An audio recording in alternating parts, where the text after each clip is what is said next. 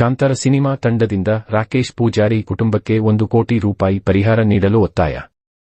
ರಾಕೇಶ್ ಪೂಜಾರಿ ಘಟನೆ ಕನ್ನಡ ಸಿನಿಮಾ ರಂಗದಲ್ಲಿ ಭಯ ಆಘಾತ ಉಂಟುಮಾಡಿದ್ದು, ಕಾಂತಾರ ಸಿನಿಮಾ ತಂಡದ ನಟ ನಟಿಯರಿಗೂ ಭಯ ಶುರುವಾಗಿದೆ ಎನ್ನುವ ಸುದ್ದಿಯೂ ಹಬ್ಬಿದೆ. ಕಾಂತಾರ ಸಿನಿಮಾ ತಂಡದ ಸಾಲು ನಟರ ಸಾವು ಈಗ ಭಯದ ವಾತಾವರಣ ಸೃಷ್ಟಿ ಮಾಡಿದ್ದು, ಈ ಬಗ್ಗೆ ಕಾಂತಾರ ಸಿನಿಮಾ ತಂಡ ಸ್ಪಷ್ಟನೆಯ ನೀಡಿದೆ. ಹೀಗಿದ್ದಾಗಲೇ 1 ಕೋಟಿ ರೂಪಾಯಿ ಪರಿಹಾರ ಕಾಂತಾರ ಸಿನಿಮಾ ತಂಡದಿಂದ ರಾಕೇಶ್ ಪೂಜಾರಿ ಕುಟುಂಬಕ್ಕೆ ನೀಡಲು ಅಂದಹಾಗೆ 2022ರಲ್ಲಿ ರಿಲೀಸ್ ಆಗಿದ್ದ ರಿಷಬ್ ಶೆಟ್ಟಿ ಅಭಿನಯಿಸಿ ನಿರ್ದೇಶನವನ್ನ ಮಾಡಿದ್ದ ಕಾಂತಾರ ಸಿನಿಮಾ ಭರ್ಜರಿ ಸಕ್ಸಸ್ ಕಂಡಿತ್ತು. ಈ ಸಿನಿಮಾ ಮೂಲಕ ರಿಷಬ್ ಇದೀಗ ಪ್ಯಾನ್ ಇಂಡಿಯಾ ಮೀರಿ ಪ್ಯಾನ್ ವರ್ಲ್ಡ್ ಸ್ಟಾರ್ ಆಗಿ ಅಬ್ಬರಿಸುತ್ತಿದ್ದಾರೆ. ಸದ್ಯ ರಿಷಬ್ ಕಾಂತಾರ ಎ ಲೆಜೆಂಡ್ ಅಧ್ಯಾಯ ವ್ಯವಕಲನ 1 ನಿರ್ಮಾಣದಲ್ಲಿ ಬ್ಯುಸಿಯಾಗಿದ್ದಾರೆ. ಅಂದ್ರೆ ಕಾಂತಾರ ಚಾಪ್ಟರ್ ವ್ಯವಕಲನ 1 ಶೂಟಿಂಗ್ ನಡೆಯುತ್ತಿದೆ. ಇಂತಹ ಸಮಯದಲ್ಲೇ ಕಾಂತಾರ ನಟ ರಾಕೇಶ್ ಪೂಜಾರಿ ಸಾವು ತಲ್ಲಣ ಎಬ್ಬಿಸಿಬಿಟ್ಟಿದೆ.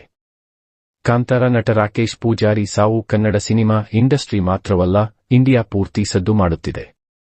ಅಲ್ಲದೆ ಕಾಂತಾರ ನಟ ರಾಕೇಶ್ ಪೂಜಾರಿ ರೀತಿ ಈ ಹಿಂದೆಯೂ ಹಲವು ನಟರು ದಿಢೀರ್ ಮೃತಪಟ್ಟ ಆರೋಪ ಕೂಡ ಇದ್ದು, ಇದು ಶಾಪ ಇರಬೇಕು ಎಂಬ ಚರ್ಚೆ ಸೋಷಿಯಲ್ ಮೀಡಿಯಾದಲ್ಲಿ ಜೋರಾಗಿದೆ.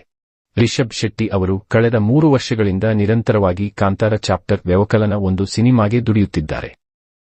ಹಾಗೆ ಕಾಮಿಡಿ ಕಿಲಾಡಿಗಳು ಸೀಸನ್ ವ್ಯವಕಲನ 3ರ ವಿಜೇತ ರಾಕೇಶ್ ಪೂಜಾರಿ ಕೂಡ ಕಾಂತಾರ ಚಾಪ್ಟರ್ ವ್ಯವಕಲನ 1 ಸಿನಿಮಾ ಭಾಗವಾಗಿದ್ದರು. ಇದೇ ಸಿನಿಮಾ ಶೂಟಿಂಗ್ ಮುಗಿಸಿ ಬಂದಿದ್ದ ಹಾಸ್ಯನಟ ಮತ್ತು ಕಾಮಿಡಿ ಕಿಲಾಡಿಗಳು ಸೀಸನ್ ವ್ಯವಕಲನ 3 ವಿಜೇತ ರಾಕೇಶ್ ಪೂಜಾರಿ ದಿಢೀರ್ ಸಾವು ಕಂಡಿರುವುದು ಭಯ ಹುಟ್ಟಿಸಿದೆ.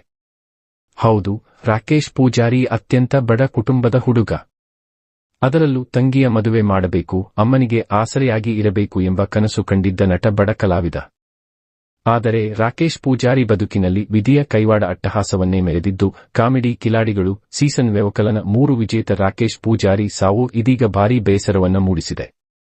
ರಾಕೇಶ್ ಪೂಜಾರಿ ಅಭಿಮಾನಿಗಳು ಕೂಡ ಆಘಾತದಲ್ಲಿ ಇದ್ದಾರೆ.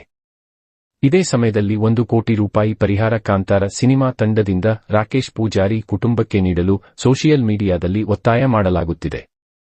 ರಾಕೇಶ್ ಪೂಜಾರಿ ಅಭಿಮಾನಿಗಳು ಹಾಗೂ ಕನ್ನಡ ಸಿನಿಮಾ ಅಭಿಮಾನಿಗಳು ಈ ರೀತಿಯಾಗಿ ಸೋಷಿಯಲ್ ಮೀಡಿಯಾದಲ್ಲಿ 1 ಕೋಟಿ ರೂಪಾಯಿ ಪರಿಹಾರ ಕಾಂತಾರ ಸಿನಿಮಾ ತಂಡದಿಂದ ರಾಕೇಶ್ ಪೂಜಾರಿ ಕುಟುಂಬಕ್ಕೆ ನೀಡಲು ಒತ್ತಾಯ ಮಾಡುತ್ತಿದ್ದಾರೆ.